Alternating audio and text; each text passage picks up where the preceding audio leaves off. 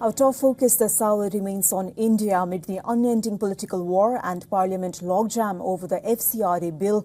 TVK-led Tamil Nadu government has brought back the focus on delimitation bill, demanding not just a fair delimitation in order to ensure no loss of Tamil Nadu's share in the Lok Sabha pie, but in fact a total freeze on delimitation, asking the number of seats to be frozen at current 543.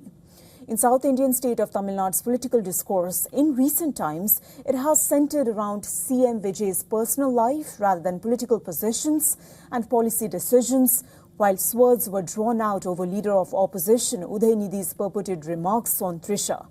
A new alignment seems to be taking shape despite the sharp political divide and bitter rhetoric. Both the TVK and DMK seem to have found common ground on the contentious delimitation bill. While the Dravidian party has been calling for a fair delimitation and had earlier demanded deferring the delimitation for another 25 years, the TVK has gone a step further, demanding a total freeze on delimitation. It wants number of parliamentary seats frozen at the current 543 and the 33% women quota to be implemented within the current system. The TVK-led resolution says that if delimitation is carried out based on any census taken after 1971, the parliamentary representation of southern states, including Tamil Nadu, which have effectively controlled their population, it will be permanently affected. Significantly, the DMK, which has been gunning for the new CM over what it claims are empty promises, backed the government wholeheartedly, opposing centre's proposed delimitation bill linked to women's reservation. DMK support for government resolution is not just about optics. It indicates the centre's big challenge in breaking the deadlock over the bill, which needs at least two-thirds majority in Lok Sabha to go through.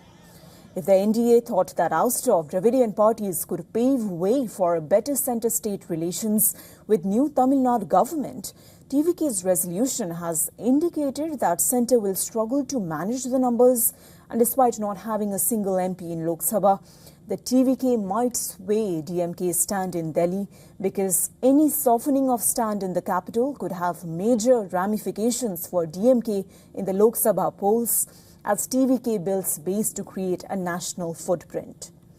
Significantly, while the principal players have joined hands to oppose delimitation, DMK's own ally, the DMDK, opposed state government's resolution with the sole MLA in the assembly, Premalata Vijay, questioning the need for rushing the resolution when the bill had not even been reintroduced in Parliament.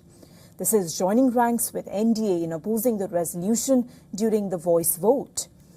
Though the NDA has been reduced to a distant third in the state assembly elections, the emotionally charged issue of delimitation presents a catch-22 situation for this bloc, given its need to reconnect with the state's electorate in the build-up for 2029 general elections.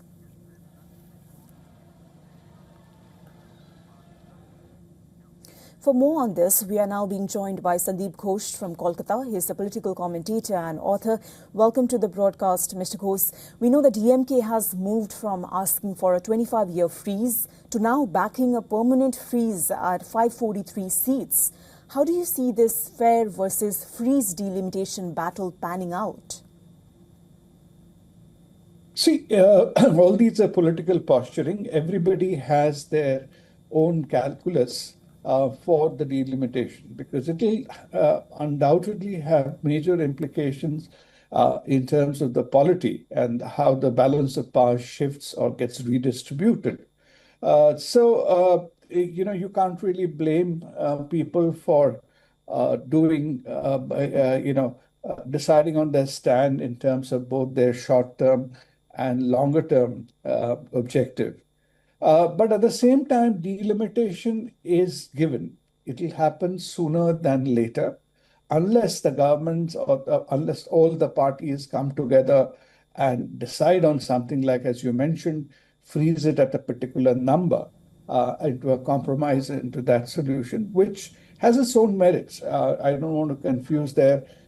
Personally, if you ask me, I don't see, given the current state of functioning of the parliament, what you'll really achieve in making it into a more unwieldy body of more than 800, members, you'll just multiply the chaos by another 50% of what's already happening. But that apart, there are political calculation, and BJP has its own reasons, because BJP has, I think, figured out that for a foreseeable future, their strength will be above the Vindhyas, the half mark. And so therefore, it is in their interest if the number of seats in these so-called Hindi-speaking states go up in terms of proportion.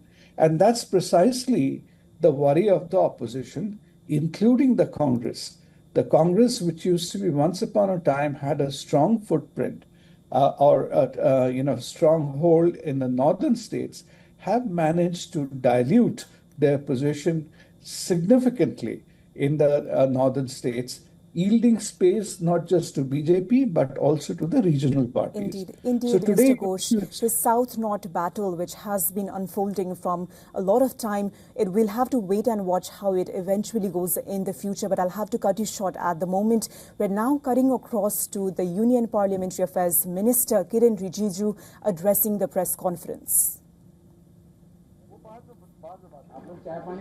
Minister of Parliamentary Affairs, Kiren Rijiju, speaking in front of the press. Earlier, he had expressed frustration and disappointment with the opposition for allegedly avoiding debates in Parliament, saying it was unthinkable that the government was ready for discussion while the opposition was not.